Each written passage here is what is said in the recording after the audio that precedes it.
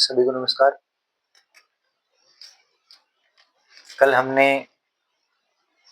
Aggregate demand यानी Keynes का अर्थशास्त्र स्टार्ट किया था, जिसके अंदर हमने एग्रीगेट डिमांड यानी कि इसका जो फॉर्मूला था वो देखा था। समग्र मांग consume plus investment plus government expenditure plus export minus import यानी निर्यात माइनस आयात।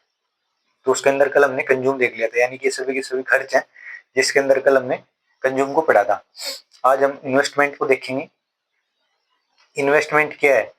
ये भी एक प्रकार से खर्च है जो उत्पादन क्षमता बढ़ाने हेतु किया जाता है, जैसे मशीनों पे कर दिया, भवनों पे कर दिया, उपकरण आदि पे कर दिया। जब इसको खर्च किया जाता है तब तो ये निवेश होता है, लेकिन बाद में पूंजी बन जाता है। ठीक है। और निवेश व ब्याज दर में विपरीत संबंध होता है, ये देख लो। यानी जब ब्याज दर रेट ऑफ इंटरेस्ट ज्यादा होगा तो निवेश कम होगा। ठीक है। यानी इन्वेस्टमेंट बढ़ेगा तो मशीन वगैरह यानी उत्पादन के लिए उद्योग धंधे सब बढ़ेंगे। मशीन लगेंगी तो चलाने के लिए श्रमिक चाहिए, श्रमिक चाहिए तो रोजगार बढ़ेगा, रोजगार बढ़ेगा पैसे आएंगे, पैसे आएंगे तो मांग बढ़ेगी। यानी कि जो किन्स ने बोला था, यानी मांग सब कुछ तय करती है, घूम फिर के बाद मांग पे आ गई। तो ये है इन्वेस्टमेंट। अब इसका क्या है कि जब ब्याज दर ज्यादा होती है तो निवेश कम क्यों होता है? क्यों?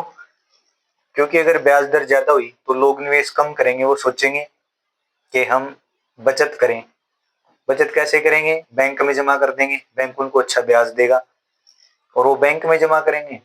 फिर जैसे वैसे कोई लेके अगर मान लो कुछ निवेश करना चाहे, कुछ उद्योग लगाना चाहे तो वो कम लगाएगा, क्योंकि उसको ब्याज ज्यादा देना पड़ रहा है इसलिए। तो जैसे जैसे रेट ऑफ इंटरेस्ट अगर ज्यादा तो इन्वेस्टमेंट कम, इसमें ये है। तो उम्मीद आपको समझ आ गया होगा। इसको अब हम एक ग्राफ से और समझेंगे तो अच्छे से समझ आ जाएगा। ठीक है। ग्राफ से देखेंगे तो पता चल जाएगा कैसे कम होता है। तो ये देखिए अब ग्राफ,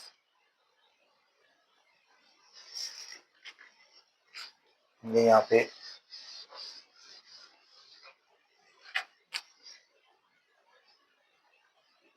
करोड़ है, करोड़ रुपए। अपन ने क्या बोला था?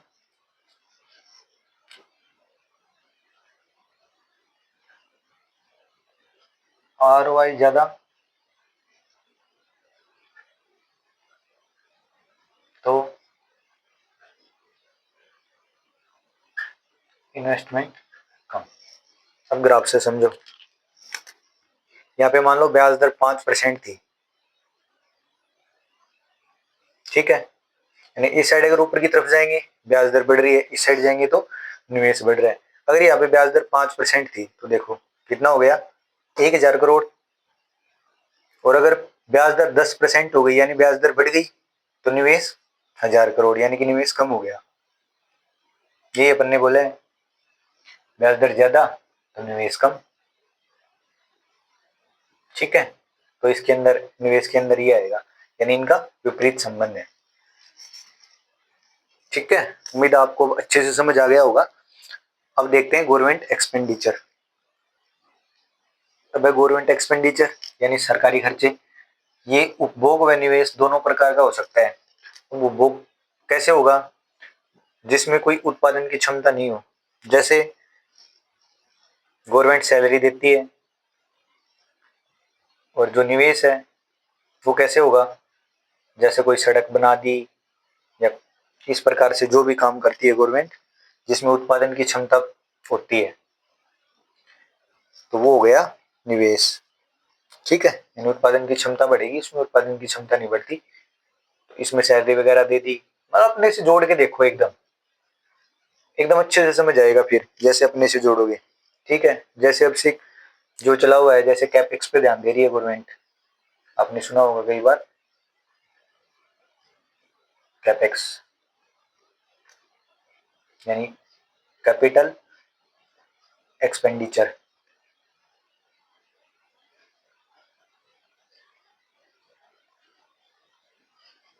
कैपिटल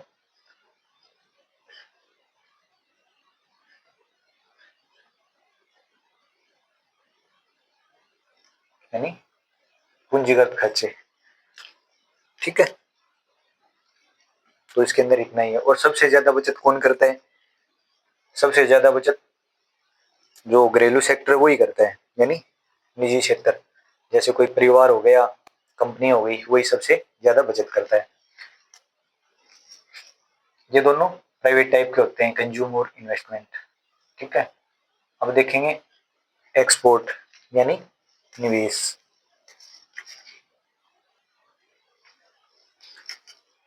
अब था एक्सपोर्ट यानी निर्यात। इसको देखो, एक देश की घरेलू वस्तुओं व सेवाओं पर विदेशी निवासियों द्वारा किया जाने वाला खर्च। ठीक है, जैसे कोई विदेशी निवासी है, वो हमारे देश में कोई चीज बनी हुई है, उस पर जो खर्च करे तो निर्यात होगा। अब एग्जाम्पल से देखो, जैसे कोई विदेशी यात्री है, हमारे यहाँ आया, हमारे यहाँ उसने ट्रेवल किया, होटल में रुका, तो उसके लिए तो निवेश हो गया ना। यानी वो घूमने आया तो अपने यहाँ आया, पैसा तो अपने यहाँ आया ना, और अपने कोई सामान बाहर भेजा तो उसका पैसा अपने यहाँ आया, यानी अपने लिए वो निर्यात हो गया, यानी बाहर से पैसा आना। कोई भी चीज भेजेंगे, पैसा आया, वो अपने लिए क्या हुआ? निर्यात। तो यही अपन ने बोला है कि एक देश की घरेलू वस्तुओं व सेवाओं पर विदेशी निवासियों द्वारा किया जाने वाला खर्च। ठीक है, विदेशी यात्री आया, यहाँ होटल में रुका, तो अपने यहाँ पैसा देगा, अपने पास तो पैसा आ गया, अपने लिए तो निर्यात हो गया। ठीक है, और ऐसे अपन कोई सामान बाहर भेजेंगे तो वो भी अपने लिए निर्यात। तो ये है निर्यात के अंदर। ठीक, अब देखेंगे एम यानी इंपोर्ट, आयात। अब देखो इंपोर्ट, आयात, देश के निवासियों द्वारा विदेशी वस्तुओं व सेवाओं पर किया जाने वाला खर्च। जैसे कोई देश मान लो, जैसे इंडिया ही मान लो, यहाँ के लोग बाहर घूमने गए तो वहां पे पैसा गया, बाहर से कोई सामान आया तो भी पैसा गया, जो होता है आयात। ठीक है, चाहे हम विदेश में जाके खर्च करें या उनके सामान पे खर्च करें, अपने लिए तो वो आयात ही होगा। ठीक है, अब सेवा कैसे? जैसे कोई भी भारत का स्टूडेंट है, वो अगर विदेश के किसी टीचर से पढ़ रहा है तो सेवा हो गई। ठीक है, अच्छा, जीडीपी और आयात, इसका सीधा संबंध होता है, यानी जीडीपी अगर ज्यादा होगी तो आयात भी ज्यादा होगा, जीडीपी कम होगी तो आयात भी कम होगा। ठीक है, अगर जीरो जीडीपी है तो भी कुछ न कुछ तो आयात होगा ही होगा। यानी कि क्या बोलते हैं, एक न्यूनतम स्तर को छोड़कर आयातों का स्तर जीडीपी के स्तर पर निर्भर करता है। ठीक है, ये अपन ने बोली है कि जीडीपी अगर जीरो है तो भी हम आयात तो कुछ न कुछ तो आयात जरूर करेंगे, यानी सीधा संबंध। इसको अगर हम एक डायग्राम से देखें यानी ग्राफ से, तो कैसे बनेगा, उससे और अच्छे से समझ में आएगा। तो देखें हम ये ग्राफ देखो, हमने क्या बोला है, यानी इंपोर्ट, आयात और जीडीपी का सकारात्मक संबंध यानी सीधा संबंध होता है, और एक न्यूनतम स्तर को छोड़कर, यानी इतनी तो हमको करना ही करना पड़ेगा आयात, चाहे हमारी जीडीपी कितनी ही कम हो। ठीक है, M1Y1, यानी अगर जीडीपी बढ़ी तो आयात भी बढ़ा। ये देख लो, इस पे इतना, अगर जीडीपी बढ़ गई तो आयात भी बढ़ गया। ठीक है, ये हमने बोला था। तो कैसे आयात क्यों बढ़ेगा? अगर जीडीपी बढ़ गई, जीडीपी बढ़ी यानी कि इनकम बढ़ी। जीडीपी कैसे बढ़ी? उत्पादन बढ़ा, उत्पादन बढ़ा तो श्रमिक की जरूरत तो पड़ी, श्रमिकों की जरूरत पड़ी, उनके पास सैलरी आई, सैलरी आई यानी कि उनकी आय बढ़ेगी, उनकी आय बढ़ी तो उनका उपभोग भी बढ़ेगा, उपभोग अगर बढ़ा तो अपने को ज्यादा आयात करने पड़ेंगे। ठीक है, ये है सीधा सा संबंध। अच्छा, एक और है इसमें कॉन्सेप्ट, मान लो जैसे अगर एक देश की कोई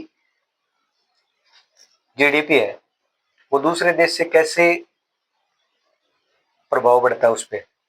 मान लो यूएसए है, चलो वो भी अब बता ही देता हूँ, वो भी देख लो, उसके बाद फिर आज यहीं पे करेंगे, उसके आगे कल करेंगे।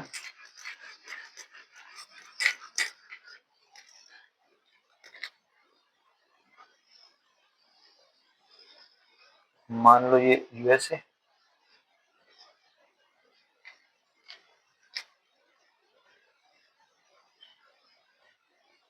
इंडिया। सपोज करो अगर यहाँ पे मंदी आ गई तो इसका भारत में क्या प्रभाव पड़ेगा, इसकी मंदी का भारत में क्या प्रभाव पड़ेगा।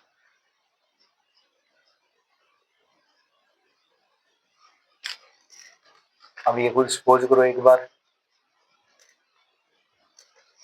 हमने आयात और निर्यात पढ़ा है ना, इसे समझ आ जाएगा, हल्का सा दिमाग पे जोर देते ही। यानी अगर यहाँ पे मंदी आ गई तो यहाँ पे क्या प्रभाव पड़ेगा, यहाँ पे मंदी, मंदी तो ये आयात कम करेंगे, यानी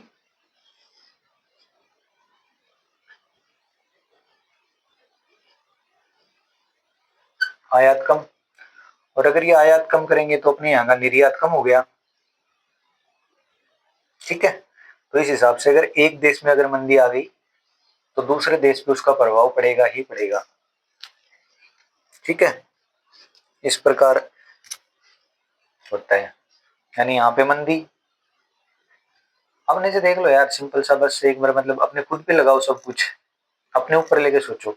यहाँ पे मंदी आ गई, ये कम खरीदेंगे माल, तो अपने यहाँ का निवेश कम होगा, अपने यहाँ का निवेश कम होगा तो अपन ज्यादा उत्पादन नहीं करेंगे, और ज्यादा उत्पादन नहीं करेंगे तो अपनी जीडीपी कम होगी। ऐसे मतलब एक दूसरे से इंटरलिंक करके पढ़ो, एकदम अच्छे से समझ आएगा बिल्कुल।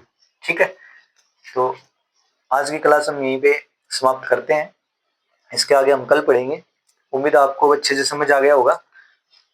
ज्यादा से ज्यादा चैनल को सब्सक्राइब करें, लाइक करें, कमेंट करें और शेयर करें। तो सभी को धन्यवाद, इसके आगे हम कल देखेंगे।